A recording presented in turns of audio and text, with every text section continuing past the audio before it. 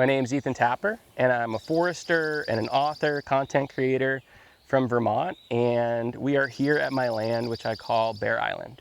Bear Island is a 175-acre forest that I bought in 2017. It is an amazing forest. Around 2020, which is around when the Merlin app came out and allowed us to identify birds by sound, I really got into birds. And how it actually happened to me was that I'd always been interested in birds, but until that app came out, I was usually alone in the woods. I didn't have a birder there to tell me what bird was singing. And so it was very difficult to learn. I just wasn't sure that that bird that someone had told me sounds like this was actually the bird I heard singing in the woods. But then when the app came out, suddenly I was able to be kind of birding all the time. And what happened to me that got me really into it was that I started doing this forest management project on this community forest that was a birding hotspot. And it was really important to me to communicate with folks why I wanted to do this project and how it was going to improve the health and the resilience of the forest and how it was going to create all these new habitats.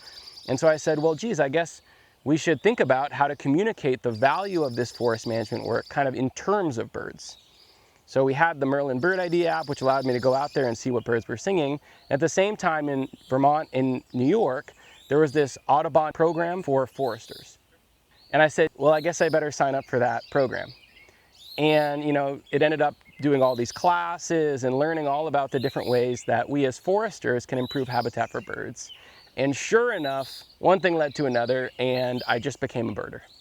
So one of the things that's amazing about birds is that they can model all of these different qualities that we need in our forest. So there are birds that require these dense and diverse understories, birds that require mature forest with more of a closed canopy, birds that require canopy gaps, birds that require deadwood, birds that require all of these different habitat conditions at different times of the year and for different purposes.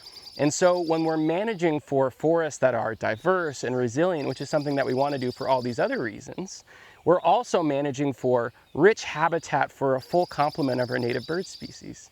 And so sometimes it's easier to understand and to explain the value of forest management and the way that we care for our forests in terms of birds, rather than in terms of these, more sort of hard to wrap our heads around qualities like, forest resilience and adaptability. So over the last 7 years, one of the amazing things as I've watched this forest heal is seeing all of these different bird species return here. And to me, what they really are telling me is that this forest is becoming more diverse and more complex and healthier and more rich with life.